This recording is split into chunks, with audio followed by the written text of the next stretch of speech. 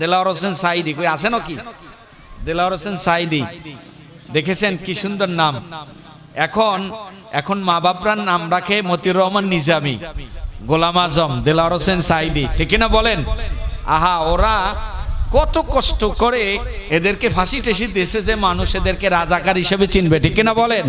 কিন্তু আল্লাহ যে মানুষের হৃদয়ের মধ্যে লাগাই দিয়েছে, এটা কি উঠানো সম্ভব? এখন বাচ্চাদের নাম রাখে দেলাওয়ার হোসেন সাইদি। আল্লাহ তাকে হেদায়েতে তৈয়বা দান করুক, বলি আমিন।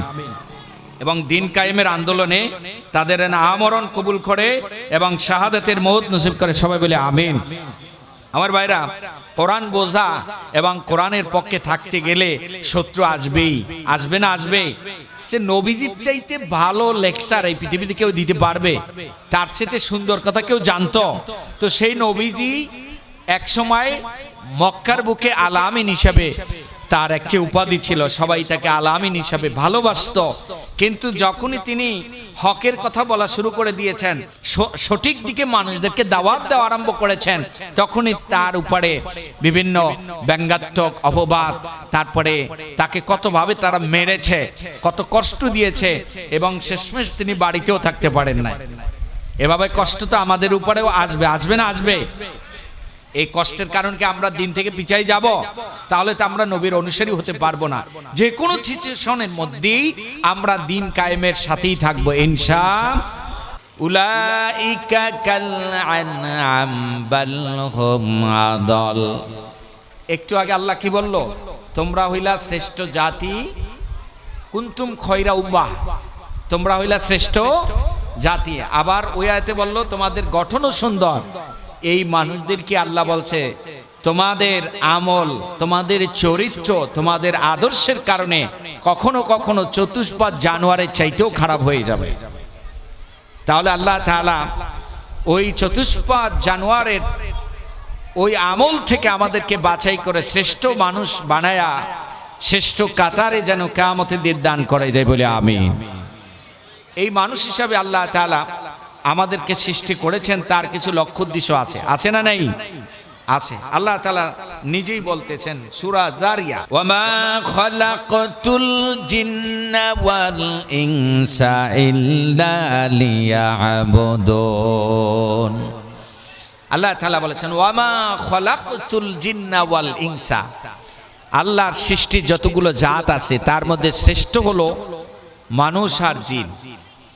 এই জিন এবং মানুষ দুনিয়ায় বসবাস করে, এদের বিবাহ আছে, এদের সংসার আছে, এদের নফস আছে, এদের খাবারের বন্দোবস্ত আছে।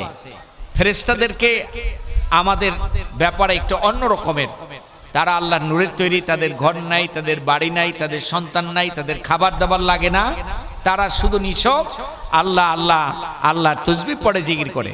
কিন্তু জিন আর ইনসান এদের ব্যাপারটা আলাদা।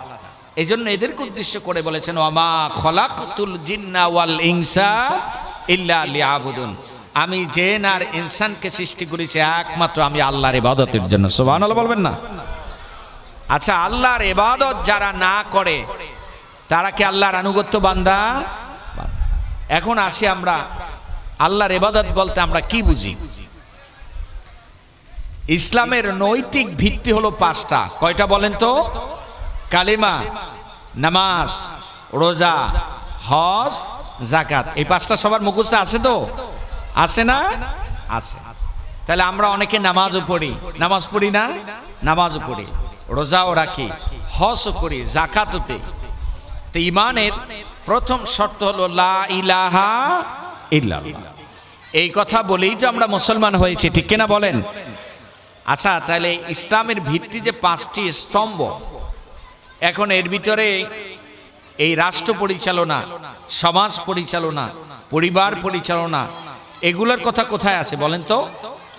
তাহলে আমরা নামাজ, রোজা, হজ, যাকাত এর ভিতরে তো পাইলাম না। তাহলে এগুলো আছে লা ইলাহা ইল্লাল্লাহ, এই এক কথার মধ্যে। এই লা ইলাহা ইল্লাল্লাহর অর্থই তো আমরা বুঝলাম না। এটাই হলো বড় সমস্যা আমাদের, ঠিক কিনা বলেন? লা ইলাহা ইল্লাল্লাহ আমরা ভাগ করে আবার জিকিরে পরিণত করেছি। আলহামদুলিল্লাহ, জিকির তো করবই, কিন্তু লা ইলাহা ইল্লাল্লাহর অর্থ বুঝতে হবে না। কোন মানুষ যখন মুখে বলে লা ইলাহা ইল্লাল্লাহ, লা ইলাহা নেই কোন ইলাহ, আল্লাহ ব্যতীত। কে ব্যতীত? তাহলে এখন আল্লাহ ব্যতীত কোনো উপাসনাকারী নাই, আল্লাহ ব্যতীত কোনো ইবাদতের যোগ্য নাই, আল্লাহ ব্যতীত ইতাআতের কোনো উত্তরাধিকারী নাই। তাহলে আল্লাহ তাআলার হুকুমকে মেনে নেওয়া এবং আল্লাহ তাআলার নিষেধকেও মেনে নেওয়া, এর নাম হলো লা ইলাহা ইল্লাল্লাহ। তাহলে সম্মানিত হাজিরিন, এই লা ইলাহা ইল্লাল্লাহর অর্থ যদি আমরা বুঝি, তাহলে আল্লাহর প্রত্যেকটি হুকুম আহকাম আমাদের মধ্যেই চলে আসে। এজন্য আল্লাহ তাআলা বলেছেন যে আমি মানুষকে এবং জিনকে সৃষ্টি করেছি আমি আল্লাহর ইবাদতের জন্য। এরপরে আল্লাহ আরো একটি কথা বলেছেন, মা উরিদু মিনহুম মির রিজকিন ওয়া মা উরিদু আইয়ুতঈমুন। আল্লাহ প্রথমে এই কথা বললেন, আমি মানুষ আর জিনকে বানাইছি আমার ইবাদতের জন্য। এর পরের আয়াতই বললেন, মা উরিদু মিনহুম মির রিজকিন, আমি তোমাদের থেকে কোনো রিজিক চাই না। কি বললেন? আল্লাহ। রিজিকের মালিক কে? না, রিজিকের মালিক কে? ইন্নাল্লাহা হুয়ার রাজ্জাকু যুল কুওয়াতিল মাতিন। আল্লাহ তাআলা বলেন, নিশ্চয়ই আমি আল্লাহ হলাম রিজিকের মালিক, আমার হাতে হলো ধনভাণ্ডার, আর আমি হলাম পরাক্রমশালী কুওয়াত। আমি আল্লাহর শক্তির সামনে পৃথিবীর কোনো শক্তি টেকে না।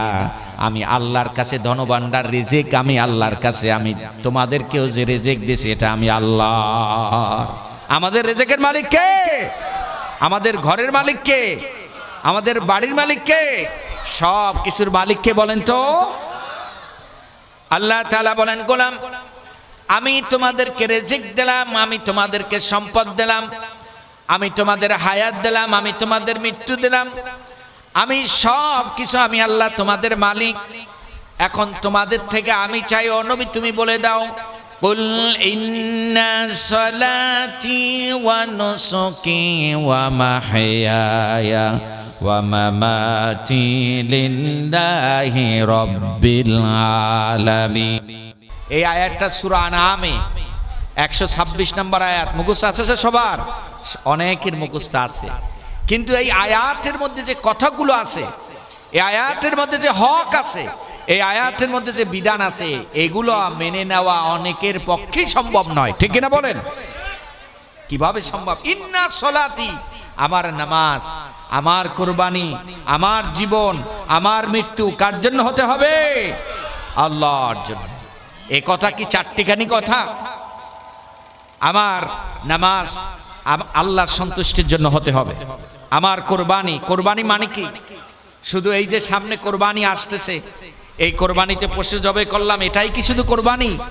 না, এটা কোরবানি না, এটা এক ধরনের কোরবানির অংশ। কোরবানি শব্দের অর্থ হলো ত্যাগ স্বীকার করা। কোরবানি শব্দের অর্থ কি বলেন তো?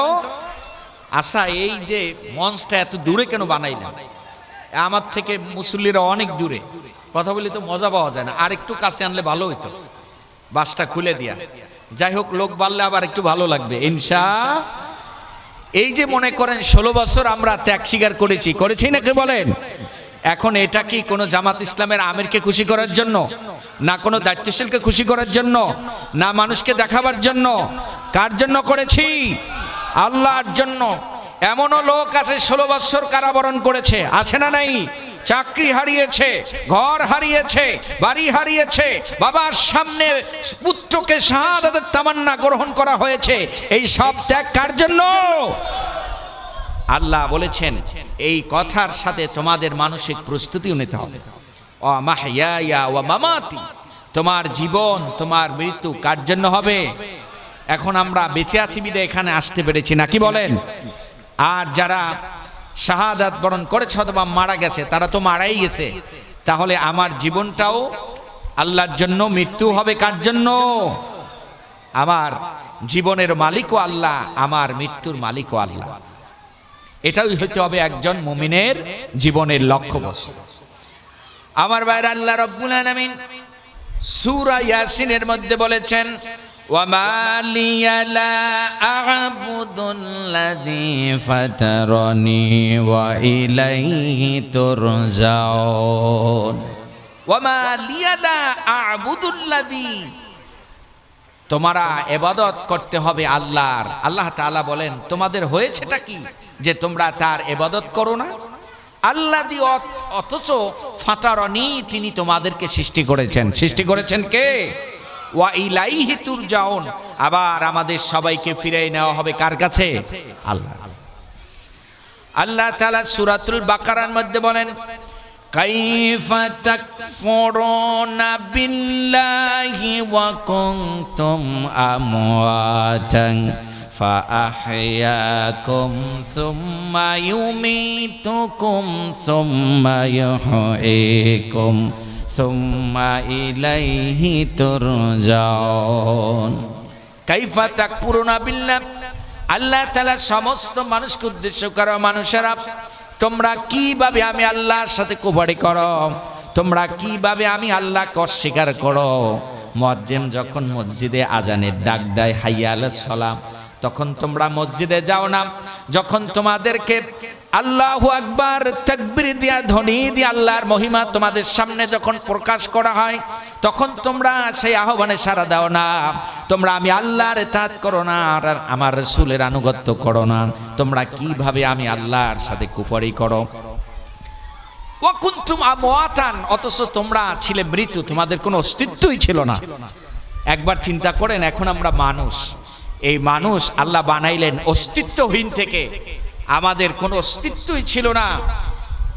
আমাদের মা বাবার দৈহিক মিলনের উৎক্ষিপ্ত গতিতে এক ফোঁটা নাপাক পানি ছেড়ে দিয়েছিল আল্লাহর হুকুমে মায়ের সেই রেহেমের মুখে। সেখান থেকে কত প্রক্রিয়ার মাধ্যমে মায়ের উদর থেকে আল্লাহ তাআলা আমাকে সৃষ্টি করে দুনিয়া এনেছেন। এক অস্তিত্বহীন বস্তু থেকে আল্লাহ অস্তিত্ব দান করলেন মায়ের পেটে, তার থেকে জীবন দান করে পৃথিবীতে নিয়ে আসলেন।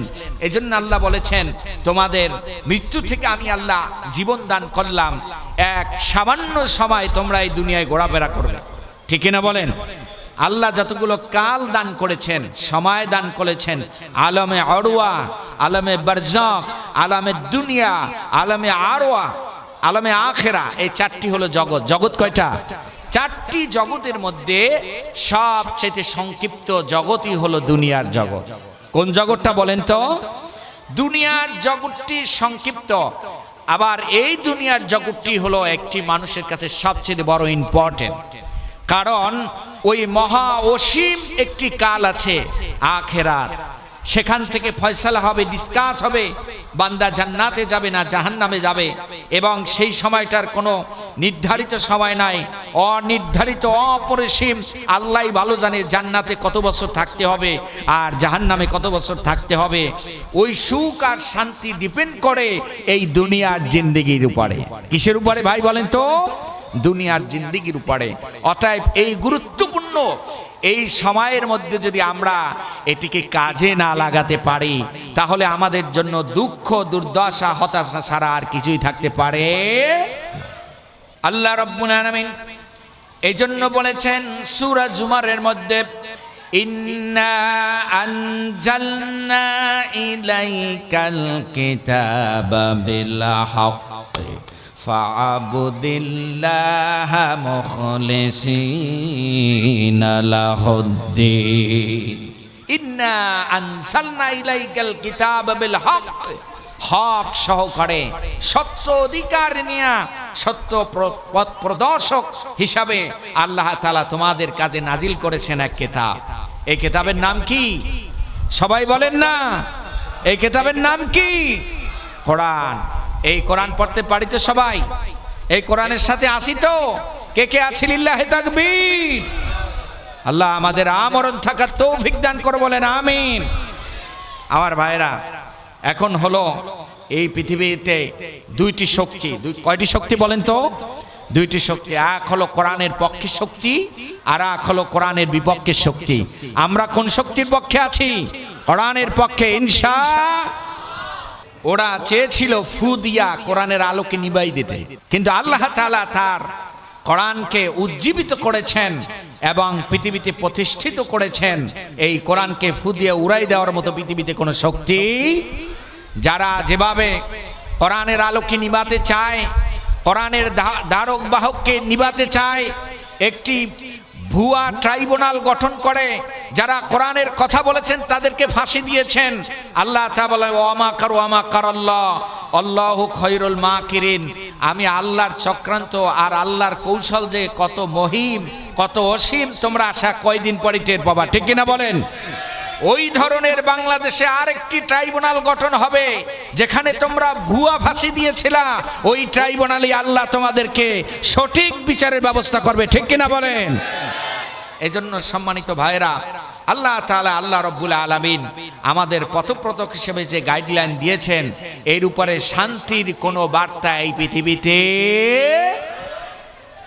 আমার ভাইরা, কোরআন নাজিল করে আল্লাহ তাআলা বললেন আলিফ লাম মিম যালিকাল কিতাবু লা রাইবা ফীহি হুদাল লিল মুত্তাকিন। চ্যালেঞ্জ করলেন আমার এই কোরআনে বিন্দু মাত্র ভুল নাই, সন্দেহ নাই, সংশয় নাই, কেউ আজ পর্যন্ত বের করতেও পারে নাই। পেরেছে বলেন? আমার ভাইয়েরা, আপনারা জানেন একজন বিজ্ঞানী ডক্টর মরিস বুখাইলি তিনি শুধু কোরআনের ভুল ধরার জন্য মিশর আল আজহারিয়া বিশ্ববিদ্যালয় থেকে কোরআনের উপরে একটি ডক্টরেট অর্জন করেছে কোরআনের ভুল ধরার জন্য। যে কোরআনের মধ্যে কি আছে আমি একটু খুঁজে খুঁজে দেখি। এত চ্যালেঞ্জ কোরআন করলো, কেউ তো ভুল ধরতে পারলো না, দেখি আমি পারি কিনা। ডক্টর মুরজ বুখাইলি কোরআন পড়তে আয়া কোরআনের ভুল ধরতে যায়া কোরআনের কাছে স্যালেন্ডার করলেন, আত্মসমর্পণ করলেন, আল্লাহ তার হেদায়েত দিয়ে দিল। সুবহানাল্লাহ বলবেন না? এই জন্য আমি আমার আলোচনায় মাঝে মাঝে বলি যে ভাইয়েরা আমাদেরকে ঘৃণা করে, আমাদের ব্যাপারে অপপ্রচার করে, আমি তাদেরকে বলবো ভাই তোমরা আমাদের কাছে আসো, আমাদের কি কাজ এটা শুধু তোমরা দেখো, তাহলেই আল্লাহ তোমাদের ভুলকে দূর করে দেবেন, ঠিক কিনা বলেন? আমাদের উদ্দেশ্য হলো কোরআনের রাজ কায়েম করা, কোরআনের কথা সমাজের মাঝে তুলে ধরা, ঠিক কিনা বলেন? এবার আল্লাহ রাব্বুল আলামিন কোরআনে পাকে বলেছেন ওয়ামা উমিরু ইল্লা লিয়াবুদুল্লাহা মুখলিসিনা লাহুদ্দিন হুনাফা ওয়া ইউকিমুস সালাতা ওয়া ইউতুজ যাকাতা ওয়া যালিকা দীনুল কাইয়্যিমা। আল্লাহ তাআলা এখানে আমাদের কিছু কর্মসূচি দিয়েছেন। ওয়ামা উমিরু, আল্লাহর আদেশ এসেছে, আল্লাহ তাআলা নির্দেশ করেছে ইল্লা লিয়াবুদুল্লাহা মুখলিসিনা লাহুদ্দিন, একমাত্র ইবাদত করতে হবে কার? সবাই বলেন ইবাদত করতে হবে কার? মুখলিসিনা লাহুদ্দিন, এবং তার দিনকে ইখলাসের সাথে বুঝে প্রতিষ্ঠার জন্য একেবারে সীসা ডালা প্রাচীরের মতো আমাদেরকে স্টিল থাকতে হবে ইনশাআল্লাহ। এরপর আল্লাহ তাআলা কিছু কর্মসূচি দিয়েছেন দিন প্রতিষ্ঠা করার জন্য, আল্লাহর দিন বোঝার জন্য, এবং দিন বোঝার পরে সমাজে দিন কায়েমের জন্য ইমানের কিছু ফাউন্ডেশন আছে, আর সেটি আল্লাহ ঘোষণা করলেন ওয়া ইকিমুস সালাহ। সুবহানাল্লাহ বলবেন না? যারা দিনের দায়ী হবে, যারা দিনের ধারক বাহক হবে, দিনের প্রচারক হবে, এদের প্রথম নাম্বার গুণ হবে তারা 5 ওয়াক্ত নামাজ জামাতে আদায় করবে। কিসে আদায় করবে? আমরা সবাই পড়ি তো ইনশাআল্লাহ। নামাজ ছাড়া যদি আমরা ইবাদত করতে চাই, আল্লাহকে খুশি করতে চাই, সেটার উদাহরণটা এমন হবে তসবিহ আপনি ছিঁড়ে যাওয়ার পর পিছনে কোনো গিরা না দিয়া কিয়ামত পর্যন্ত তসবির দানা গাঁথলে যেরকমের কোনোদিন তসবিহ পরিপূর্ণ হবে না, নামাজকে বাদ দিয়া কেউ যদি আল্লাহর খুশি করতে চায় তার অবস্থাটা এরকমই হবে, ঠিক না বলেন? অনেকে দেখেছি আমাদের মতো লেবাস পোশাক, আমাদের মতো দাড়ি সব কিছুই আছে, কিন্তু তারা এরকমের ওয়াজের মঞ্চে বলে বেড়াচ্ছে নামাজ রোজার দরকার নাই, নবীর মহব্বত থাকলেই জান্নাতে যাওয়া যাবে। বলে না নাউজুবিল্লাহ। তোমার এই কথা বলার অধিকার কে দিয়েছে? নামাজ রোজা বাদ দিলে কোন ইবাদত থাকে বলেন? আল্লাহ তাআলা অসংখ্য জায়গায় নামাজের কথা তুলে ধরেছেন। আল্লাহর ইবাদত নামাজ ছাড়া যতই করা হবে এই ইবাদত আল্লাহর কাছে গ্রহণ হবে। আল্লাহ তাআলা সূরা আনকাবুতে বলেছেন উতলু মা উহিয়া ইলাইকা মিনাল কিতাবি ওয়া আকিমিস সালাহ ইন্নাস সালাতা তানহা আনিল ফাহশাই ওয়াল মুনকার উতলু মা উহিয়া ইলাইকা মিনাল কিতাব। আল্লাহ যেরকমের মহান, আল্লাহর কথাও সেরকমের মহান। সুবহানাল্লাহ বলবেন না? কি মাধুর্য দিয়া, কি সৌন্দর্য দিয়া তার হাবিবুল্লাহকে আল্লাহ বলেন উতলু মা উহিয়া ইলাইকা মিনাল কিতাব। ও নবী, ওহির মাধ্যমে আমি আল্লাহ তোমাকে যে কিতাব দিয়েছি এই কিতাবটা একটু তুমি তেলাওয়াত করো। দেলাওয়ার হোসেন সাইদি কই আছে নাকি? দেলাওয়ার হোসেন সাইদি দেখেছেন কি সুন্দর নাম। এখন মা বাপরার নাম রাখে মতিউর রহমান নিজামী, গোলাম আজম, দেলাওয়ার হোসেন সাইদি, ঠিক না বলেন? আহা, ওরা কত কষ্ট করে এদেরকে ফাঁসি টেসি দেশে যে মানুষ এদেরকে রাজাকার হিসেবে চিনবে, ঠিক না বলেন? কিন্তু আল্লাহ যে মানুষের হৃদয়ের মধ্যে লাগাই দেশে, এটা কি উঠানো সম্ভব? এখন বাচ্চাদের নাম রাখে দেলাওয়ার হোসেন সাইদি। আল্লাহ তাকে হেদায়েতে তৈয়বা দান করুক, বলে আমিন। এবং দিন কায়েমের আন্দোলনে তাদের আমরণ কবুল করে এবং শাহাদাতের মওত নসিব করে, সবাই বলে আমিন। আমার ভাইরা, কোরআন বোঝা এবং কোরআনের পক্ষে থাকতে গেলে শত্রু আসবেই, আসবে না? আসবে। যে নবীজির চাইতে ভালো লেকচার এই পৃথিবীতে কেউ দিতে পারবে? তার চাইতে সুন্দর কথা কেউ জানতো? তো সেই নবীজি এক সময় মক্কার বুকে আলামিন হিসাবে তার একটি উপাধি ছিল, সবাই তাকে আলামিন হিসাবে ভালোবাসত। কিন্তু যখনই তিনি হকের কথা বলা শুরু করে দিয়েছেন, সঠিক দিকে মানুষদেরকে দাওয়াত দেওয়া আরম্ভ করেছেন, তখনই তার উপরে বিভিন্ন ব্যঙ্গাত্মক অপবাদ, তারপরে তাকে কতভাবে তারা মেরেছে, কত কষ্ট দিয়েছে, এবং শেষমেশ তিনি বাড়িতেও থাকতে পারেন না। এভাবে কষ্ট তো আমাদের উপরেও আসবে, আসবে না? আসবে। এই কষ্টের কারণ কি আমরা দিন থেকে পিছাই যাব? তাহলে তো আমরা নবীর অনুসারী হতে পারবো না। যে কোনো সিচুয়েশনের মধ্যেই আমরা দিন কায়েমের সাথেই থাকবো ইনশাআল্লাহ। আমি আজকের একটি তাফসির পড়েছিলাম সূরা বুরুজে। সূরাটার নাম কি? সূরাতুল বুরুজ। কুতিলা আসহাবুল উখদুদ। আপনারা যারা তাফসির পড়েন, যে কোনো একটা তাফসির নিয়ে এই আয়াতটির তাফসির পড়বেন। কুতিলা আসহাবুল উখদুদ, আসহাবে উখদুদের ঘটনা, যে তাদেরকে কিভাবে হত্যা করা হয়েছিল, ধ্বংস করা হয়েছিল, সেই বনি ইসরাইলের সময়ের ঘটনা, অথবা তারপরের ঘটনা। সেই কিছু খ্রিস্টান লোক ছিল যারা একনিষ্ঠ আল্লাহ তাআলার ইবাদত করত, যারা কেতাবী আলেম ছিল, কেতাবের অনুসরণ করত। এই লোকগুলার সে একটি সময় অগ্নিপূজক, মূর্তিপূজক বাদশা ছিল। তার একটি জাদুকর মন্ত্রী ছিল। এই জাদুকর মন্ত্রী বাদশাকে বলল, বাদশা, আমি তো যে কোনো সময় মারা যেতে পারি, তো আমার একজন উত্তরসূরি দরকার। তো উত্তরসূরি হিসাবে ওই এলাকা থেকে একটি বালককে বাছাই করলো। এই বালকের বয়স 12 থেকে 13 বছর, কিতাবে এসেছে। খুব মেধাবী এবং দেখতে অত্যন্ত সুন্দর। এখন এই বালক প্রত্যেক দিন এই জাদুকরের কাছে জাদুবিদ্যা শিখে। এখনো পৃথিবীতে জাদুবিদ্যা আছে, আছে না নাই? জাদুবিদ্যা শেখা জায়েজ আছে? হারাম। এটা কি? বিলকুল হারাম। এখন জাদু শিখতে তার বাড়িতে যাইতে আসতে মাঝখানে একজন খ্রিস্টান পাদ্রী, যিনি খ্রিস্টান ধর্মের সহি আকীদার লোক ছিল, তিনিও দিন শিক্ষা দিচ্ছিলেন।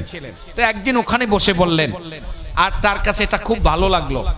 এখন জাদু মন্ত্র শিখতে ওই ওস্তাদের কাছে যেতে যেতে অনেক দেরি হয়ে গেল এবং তাকে অনেক মারপিট করলেন। আবার বাড়ি যেয়ে মায়েরও মার খাচ্ছে। এবারে ওই যে খ্রিস্টান পাদ্রী হুজুর শিখাই দিল, দেখো এই জাদুর যার কাছে শিখতে যাবা ওর কাছে বলবা যে মা দেরিতে ছেড়েছে, আর মার কাছে বলবা যে ওস্তাদ দেরিতে ছেড়েছে। এভাবে দিন শিখতে শিখতে একদিন ওই যাওয়া আসার মাঝখানে রাস্তায় বিশাল এক জন্তু বসে আছে। এত বড় একটি জন্তু যে রাস্তা ব্লক হয়ে গেছে, মানুষ কোনো দিক যেতে পারতেছে না। এখন এই ছেলেটার নাম কেতাবারসে আব্দুল্লাহ। এই ছেলেটার নাম কি? উনি একটি কঙ্কর, একটি পাথর হাতে নিল, নিয়ে বলল, আল্লাহ, আমি যে দিন শিখতেছি এই দিন যদি সঠিক হয় তাহলে তোমার এই দিনের কসম, তোমার আল্লাহর কসম করে আমি পাথরটা মেরে দিলাম, এর উসিলায় তুমি জানোয়ারটাকে মেরে দাও। সুবহানাল্লাহ। দেখা গেল এই পাথরটা ওই জানোয়ারের গায়ে লাগার সাথে সাথে ওই জানোয়ারটা মারা গেলেন। ওখানে উপস্থিত যত লোক ছিল সবাই আইসা এই ছেলেটারে চুমু খাচ্ছে, আর এই ছেলে কি দিয়া যে পাথর নিক্ষেপ করলো এটা জানার পরে সকলেই তার দিন কবুল করে মুসলমান হয়ে গেল। সুবহানাল্লাহ। এখন দলে দলে মানুষ আসতেছে, অন্ধ রোগী, কুষ্ঠ রোগী, তিনি যার মাথায় হাত বুলায়, চোখে হাত বুলায়, ভালো হয়ে যাচ্ছে সবাই। এই কথা ছড়াতে ছড়াতে এই যে মূর্তি পূজক, অগ্নি পূজক বাদশার একজন মন্ত্রী ছিল অন্ধ, তিনিও একদিন অনেক উপঢৌকন নিয়া বালকের কাছে আসলেন। আয়েশা বললে যে বালক, আমরা তো শুনলাম তুমি জাদুবিদ্যা খুব ভালোই শিখেছ, অন্ধ রোগীও ভালো হয়ে যায়, আমি তো অন্ধ, আমাকে তুমি ভালো করে যাও। কয় তুমি যা শুনেছ সেটা সঠিক নয়, আমি কোনো জাদুবিদ্যা দিয়া কোনো অন্ধ লোককে ভালো করতে পারি না, ভালো যিনি করেন তিনি রব্বুল। বলে তুমি যদি ওই রবের উপর ঈমান আনো তাহলেই ওই রব তোমাকে সুস্থ করে দিবেন। এই মন্ত্রীও তিনি রবের উপর ঈমান আনলেন আর রবের নাম নিয়ে চক্ষু ঝাড়ি দিলেন, চক্ষু ভালো হয়ে গেল। সুবহানাল্লাহ। পরের দিন যখন এই অন্ধ মন্ত্রী মন্ত্রণালয়ে গেলেন, এবারে বাদশা দেখে বলে যে মন্ত্রী তোমার চক্ষু ভালো হলো কেমনে? বলতেছে যে হুজুর আমি তো ওই বালকের ঝাড়ফুঁকে ভালো হয়ে গেছি। বলতেছে তাহলে সে তো ভালোই জাদুবিদ্যা শিখেছে। কয় না না, এটা কোনো জাদুবিদ্যার ফসল নয়, এটা তার রব রব্বুল আলামিনের কুদরত। তাহলে কোন রব? আমাকে বলতেছে। কয় না তুমি না, তোমারও যে রব, আমারও যে রব, বালকেরও রব, ওই রব আল্লাহর কুদরতি আমি ভালো হয়েছি। সুবহানাল্লাহ। এবার ওই বাদশা ওই মন্ত্রীকে বন্দী করলো, ওই বাচ্চাকে বন্দী করলো, নির্যাতন চালাইলো। কার থেকে দিন শিখেছে ওই আলেমকেও গ্রেফতার করলো। এভাবে করেছে না বাংলাদেশে? এমন গ্রেফতার করার এমন রিমান্ড তাকে দিয়েছে, তাফসীরের মধ্যে এসেছে ওই বাদশা বলেছে এই দিন ছেড়ে দাও, দিন ছাড়বে না, মাথা থেকে পা পর্যন্ত করাত দিয়ে ছিঁড়ে তাকে দুই খণ্ড করেছে, তারপরও তার কলিজা থেকে দিনকে কেড়ে নিতে পারে না। এভাবে আমাদের একেবারে ইমানের শক্তি বলিয়ান হতে হবে ইনশাআল্লাহ। ওই হুজুরকে মারলো, এবারে এই বালককে মারার অনেক চেষ্টা করলো, অনেক বড় তাফসীর, অনেক বড় একটি হাদিস। বালককে নিয়ে গেল পাহাড়ের উপরে। কোথায়? পাহাড়ের উপরে উঠে তাকে ছেড়ে হত্যা করবে। বালককে যখন পাহাড়ের উপরে নিলেন, ওখানে উঠে বলো রব রব্বে কারিম, হেফাজতের মালিক, তুমি আমার অভিভাবক, সাহায্যকারী আল্লাহ, এই জালিমদের হাত থেকে আমাকে বাঁচাও। এই কথা বলার সাথে সাথে পাহাড় ভূমিকম্প আরম্ভ হয়ে গেল, সব সৈন্য মারা গেল, বালকটা দিব্যি সুস্থ হয়ে ওই বাচ্চার সামনে এসে গেল। সুবহানাল্লাহ। আবার তাকে সমুদ্রের মাঝখানে নেওয়া হলো, সেখানেও যখন ছেড়ে দিবে আল্লাহকে বলল ও সমুদ্রের মালিক, যে রব তুমি সমুদ্র নিয়ন্ত্রণ করো, ওরা আমাকে এনেছে সমুদ্রে নিক্ষেপ করার জন্য, তুমি আমাকে বাঁচাও। সাথে সাথে সমুদ্রের ঢেউ আরম্ভ হয়ে গেল, ওই নৌকা ডুবে গেল, সমস্ত বাচ্চার সৈন্য মারা গেল, আর একটা ঢেউ এসে ওই ছোট বাচ্চাকে একেবারে তীরে পৌঁছাই দিল। আবারও বাচ্চার সামনে চলে গেল। বাচ্চা বলল আচ্ছা তোমাকে তো কোনোভাবেই মারা যাচ্ছে না, কয় একটা কায়দা আছে আমাকে মারার। কয়টা কায়দা? একটা কায়দা, তুমি আগামী দিন তোমার ওই বিশাল মাঠের মধ্যে সমস্ত মানুষকে ঘোষণা করবা আমাকে মারার। সবাইকে ঘোষণা করলো এবং এই বাচ্চা আব্দুল্লাহকে ওই শুলের উপরে উঠানো হলো। বললো আমার ঝোলার মধ্যে যে তীর আছে তুমি তীরটা বের করবা, আর বের করে বিসমিল্লাহ রব্বি হাজাল গোলাম এই কথা বলে তীর মারলেই আমি মারা যাবো, এছাড়া আমি মারা যাব। যেই কথা সেই কাজ। লক্ষ লক্ষ মানুষ ময়দানে উপস্থিত হয়ে গেল, একটি তীর হাতে নিল। বাচ্চা এই কথা বললে তীরটি ছুঁড়ে মারল, বিসমিল্লাহ রব্বি হাদাল গোলাম, এই গোলামের যে রব, ওই রব আল্লাহর নামে আমি তীর মারলাম। মারার সাথে সাথে এই আব্দুল্লাহর ডান কানের ভিতরে তীরটা লেগে তিনি সেখানেই শাহাদাত বরণ করলেন। সুবহানাল্লাহ বিহামদিহি। এর প্রতিফলে দেখা গেল ওই ময়দানে যত মানুষ উপস্থিত ছিল সবাই কালিমা পড়ে মুসলমান হয়ে গেল। সুবহানাল্লাহ। অতএব দিনকে এভাবে কেউ নিবাই দিতে পারে না, যতই চেষ্টা করা হয়। এক সাইদিকে হত্যা করেছে লক্ষ সাইদি, বাংলার ঘরে ঘরে আল্লাহ জন্মগ্রহণ করাই দিয়েছে, ঠিক কিনা বলেন? ওভাবে আমাদেরকে যতই নিষ্পেষিত করা হবে, আর আল্লাহ যদি তার দিনকে কারো মাধ্যমে উজ্জীবিত করে দেয়, পৃথিবীর কোনো ক্ষমতা নাই এই দিনকে নিবাই দেওয়ার ইনশাআল্লাহ। ওই দিন কায়েমের আন্দোলনের পথে সবাইকে উদাত্ত আহ্বান জানিয়ে আমি আমার অগুছালো এলোমেলো কিছু কথাকে এখানেই সমাপ্ত করে দিলাম। আল্লাহ তাআলা আমি সহ যারা শুনেছে সবাইকে আমল করার তৌফিক দান করুক, আমিন। ওয়া আখিরুদ দাওয়ানা আলহামদুলিল্লাহি রাব্বিল আলামিন। আসসালামু আলাইকুম ওয়া রাহমাতুল্লাহি ওয়া বারাকাতুহু।